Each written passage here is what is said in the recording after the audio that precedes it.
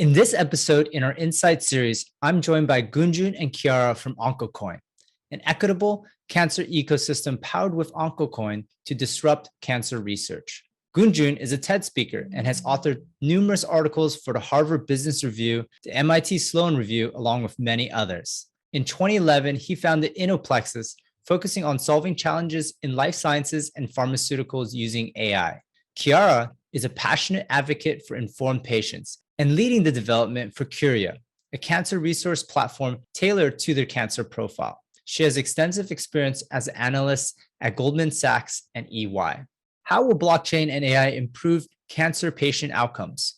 Will sharing patient data accelerate testing and validating new therapies and solutions? Today, you'll learn how Oncocoin is paving a new frontier for health tech using blockchain technology and is solving many of the pain points in cancer research today. Tell me a little bit about your background, what brought you here from the both of you.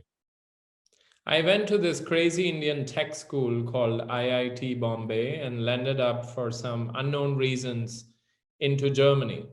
I did my PhD here and was a cookie cutter. I worked for EY and Boston Consulting Group. Oh, wow. And while I was sailing smooth through the consulting career, my best friend, mentor, and first boss was diagnosed with cancer. And this experience, wherein when a patient is diagnosed with cancer, the questions that confront not just that person, but also his or her loved ones, led to a process, a journey, which today has become Cancercoin. It has led to us working hard and creating Cancercoin. There are fundamental questions that a patient has. What are my alternatives? Where are the right clinical studies taking place? Who are the real experts for my cancer type and disease state? And while patients are looking for answers to the most important fundamental questions which are not available, industry is craving for real-world data from the same very patients. So industry needs data, real-world data, to train their AI models, and patients need information and answers to the very fundamental questions. And that's what we bring together with Cancercoin. Chiara? Hi, I'm Chiara. I worked for Goldman Sachs before and was really searching for something that had an impact for a lot of people. And then I had the big honor to launch the Curia patient app, which is also part of this ecosystem, which we'll talk about it. Built this up with the team, which is really amazing experience and also story, which we'll deep dive into also in this interview. No, excited. Well, welcome to you both. You know, I had an interesting read not too long ago, but I read this book called When Breath Becomes Air. It's a fascinating book. I remember I was driving on the freeway and I forgot to stop at the gas station because I was so caught into the story. But when facing like this terminal illnesses, it really is a life-changing, just to hear the stories. And I can imagine having your boss discover that must have been quite a journey. Yeah, it's when you face death for yourself, based on how spiritual you are, your reaction could be different. But when a loved one that you highly respect and admire faces death, that's not philosophical anymore. That's very real. And there are a number of questions that come, not just related to the disease, but everything around that. And that's when I learned, after this first experience, hope can be so powerful. And hope comes when you can see around. And in medicine, unfortunately, hope is not very real for patients when they can't get access to information. Medicine is like religion, as religion was 200 years back. You know, only the priests spoke the language of the gods. So normal people were completely dependent on these priests to communicate with the gods. In medicine, priests are the physicians, the big pharmas, and the biotechs, and the normal people are regulators, investors, and worse, patients. There is a huge information asymmetry, which is a pity. And I think it actually spans beyond just the cancer itself, like what you're saying. I remember in that book, he was a neuroscience himself, scientist himself, and he was learning things that medicine never taught him. So there is a broader picture here, and the information asymmetry is key. So tell me why you came to, like, why did this bring you down this route? Like, what insights did you have that you knew that this could solve it using this technology? Fighting cancer is about hope, and it touches the most important element of human behavior. I mean, cancer is so formidable. It's a death warrant if you have a pancreatic cancer, for instance. Or there are many such cancers. It's just palliative. You could manage. You have 3 to 5 years, 6 years, 7 years of life left. And hence, if we were to defeat something using a technology, using AI, it had to be cancer. So it also kind of unifies you together, gives you energy as a team. And that's why we chose the first battle we would raise against would be a battle against cancer. Fascinating. So Chiara, I know you're focusing on the Curia app, and I want to dive into that because that is also, it's almost like the flip side. You're empowering these people through this technology. What excites you the most about it? So for me and also the team, we're motivated the most about the reactions of the patients. And it's oftentimes with apps, it's the case that you're not so much connected with the patients because they sit behind their phones, they're using it. You see the interactions through the usage, through the downloads. But even beyond that, we're receiving emails, we're receiving patient applications for clinical trials. Wow. That even go beyond international borders. And that is such a beautiful thing, that through technology, through our product that we have launched, patients that are desperate find trials. We just had one patient in the UK which applied to a trial in Singapore. And that is so beautiful to see that there is hope for them, and that our technology and our product can help them, as I said, beyond international borders. On top of that, all the emails that we're receiving every day, all the App Store reviews, and especially we can also see it in the downloads and the usage, which grows so fast that we're like every day super surprised about the new users. Like every few seconds there is a new download on average. Wow. And we have already beaten all of our competitors here, and that makes us super proud because it shows how useful the app is for the patients. And here's the deal, Ivan. Imagine Cancercoin to be the WeChat for cancer patients. So you have Curia as this WeChat, and you have built an entire ecosystem. So you have over 130,000 cancer patients on this platform today. You can get access to key information, questions that I alluded to earlier in our discussion. What are the alternatives? What are the right clinical trials for me? Who are the real experts for my specific cancer type and disease state? But on top of that, you can avail second opinion. A CRO or a pharma could do a patient survey. We also have a pancreatic cancer drug discovery project wherein we can get data from patients on their tumor sequences, their clinical data, in lieu of something that's an incentive. So patients are not only getting information, they are providing information or data that could help train AI, that could accelerate drug discovery programs against something that has a value.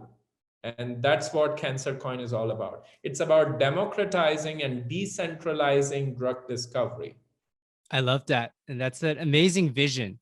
And it's so interesting because we've seen other projects like Biobank where they, people in the UK can, opt in to provide their data for bigger research. But through CancerCoin, it's almost like an exchange of value where, the researchers could use this.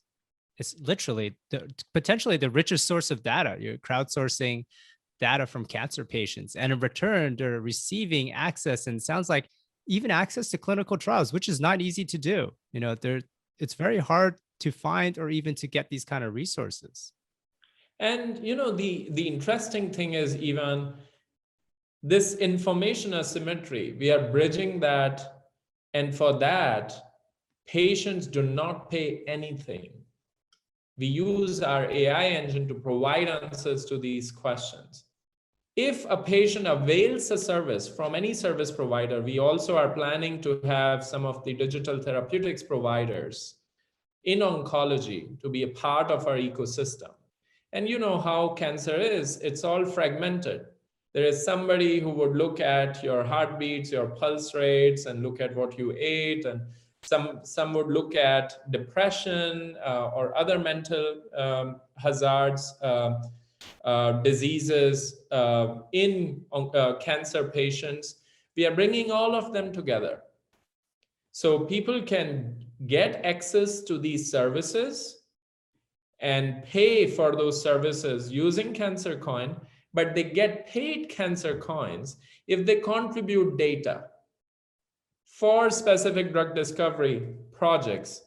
One is a pancreatic cancer project that is our own CancerCoin flagship project. But tomorrow, other big pharmas and biotechs could also come and say they have a project in melanoma, they have a project in glioblastoma, and can request licensing of specific clinical data from patients for a specific program. Oh, wow. Against something of value.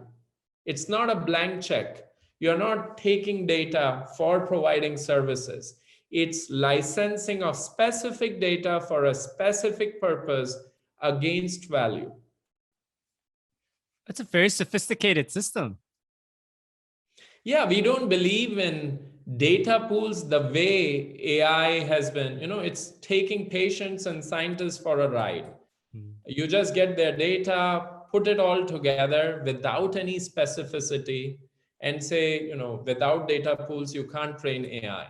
Why would you need, if you're training your AI models for Parkinson's, why would you need flu data? It doesn't make any sense.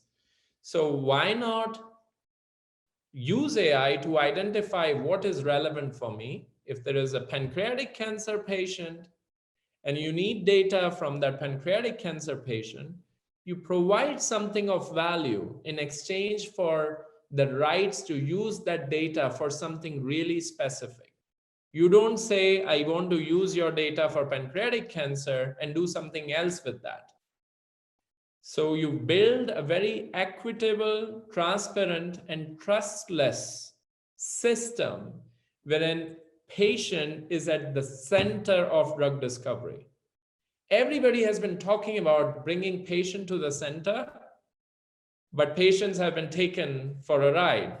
It's exactly here where we are creating a decentralized system where patient can really contribute with something super valuable they have, and that is their real world data.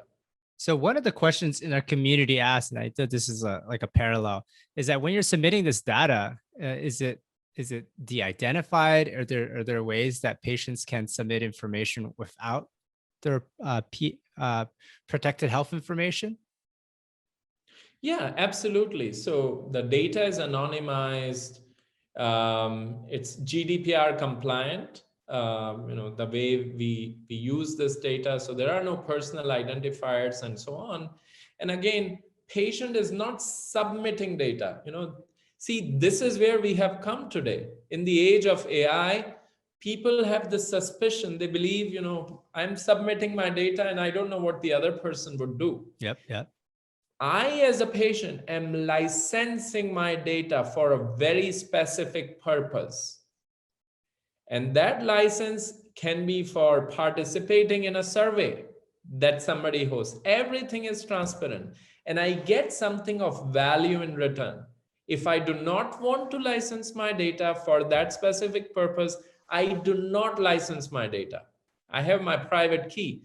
I hold complete control and ownership of the data that I have created. And if you license your data for that specific purpose, it's of course anonymized and in a very compliant way used to train AI that would bring hopefully a therapy faster for the very same patients, or answer questions to a service provider, a pharma, a biotech that could again help them with bringing therapies faster to patients, or could avail a digital therapeutics service which could help you as a patient. But it's trustless, it's transparent, and it's not for free. Nothing is for free. So you get something of value in return. And what they give up in value is really their patient data, right? So that's one thing. I have to ask the obvious question, and actually some of the people in that conference were asking the same thing: is this ecosystem is so powerful? It doesn't just stop at cancer. The potential is massive here. Yeah, but one step at a time. Rome was not built in a day, and cancer is a big problem. It's a death warrant, and still there is a lot of asymmetry. I mean, imagine people who have access to an amazing network, people who have access to capital. They have been calling us and saying, my son has this. Can you identify the top people? Are there innovative alternatives? Because there is nothing out there.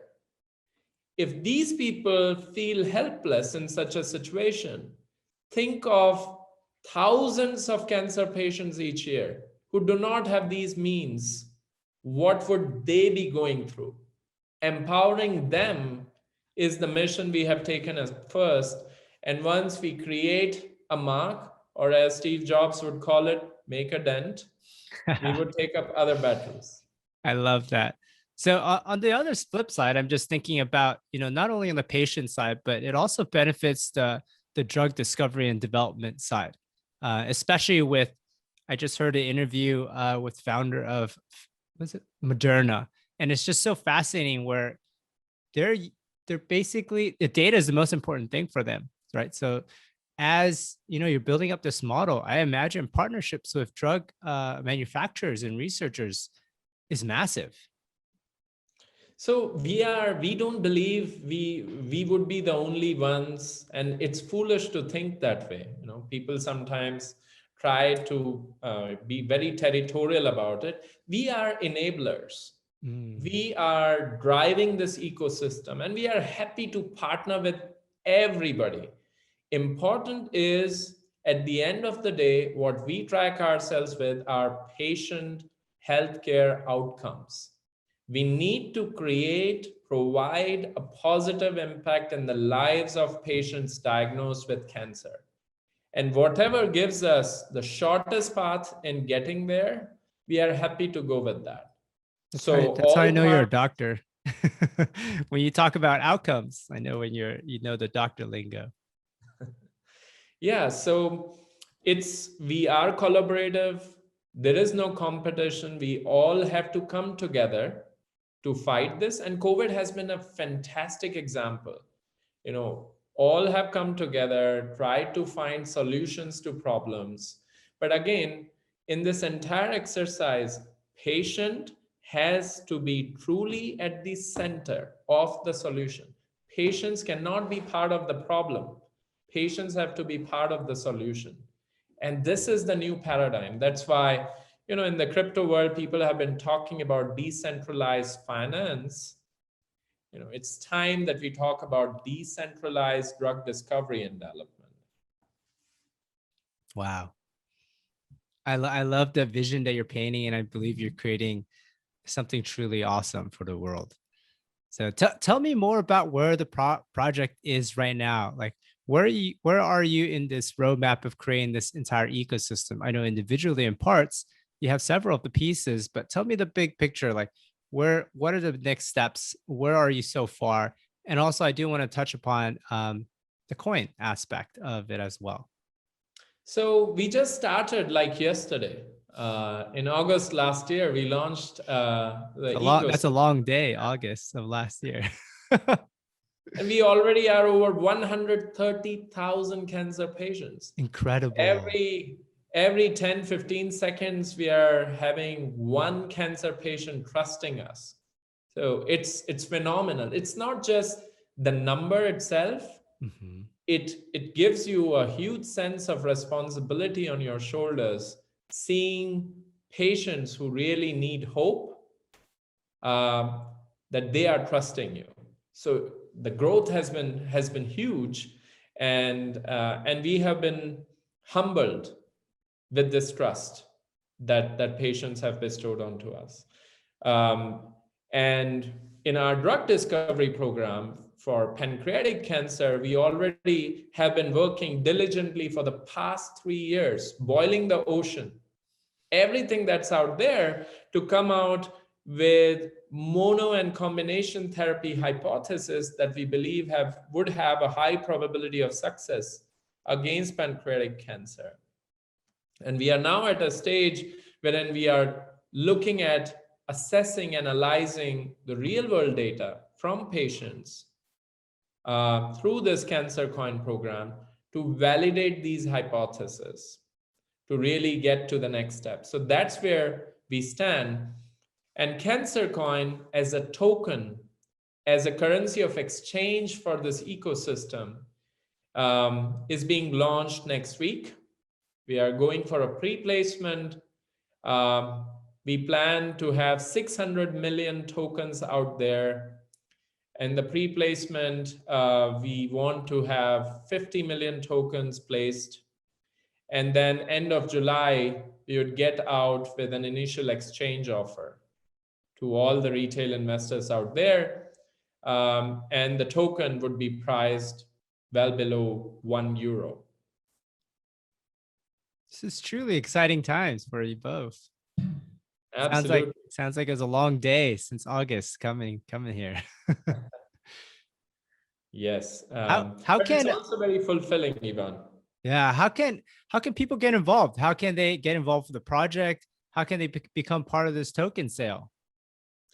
First bit is any institutional, on the pre-placement round that's going on for the first, starting Monday next week till end of July. We'll go for pre-placements and we'll do an outreach to institutionals and other investors. And they can reach out to either Chiara or myself. And there will be information available on the Cancercoin website. Cancercoin also will have social media handles, so all of this information would be provided there. They can reach out to us if there is interest, and we would love to have them be a part of the story. Yeah, I loved it when Chiara was talking about new users and cancer patients signing on. You can see the smile in her face. It's like, these aren't just normal users, and I think you said it really well. These are people that are putting their trust with you. So that's powerful. That's extremely powerful, and I appreciate it. I'll be sharing the links to the website, their upcoming token sale in the description below. But truly excited, and really, I can see the passion behind what you're trying to build.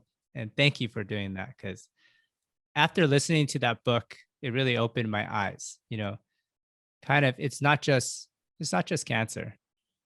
There's a whole world that wraps around it that the patient experiences. And I don't know, I just remember driving and listening to that book. It just opened my eyes that what people go through. And it's a very hard story to tell, but with all these ecosystems and resources, definitely going to help each patient going through this journey. Absolutely. And will not rest till we have made that dent.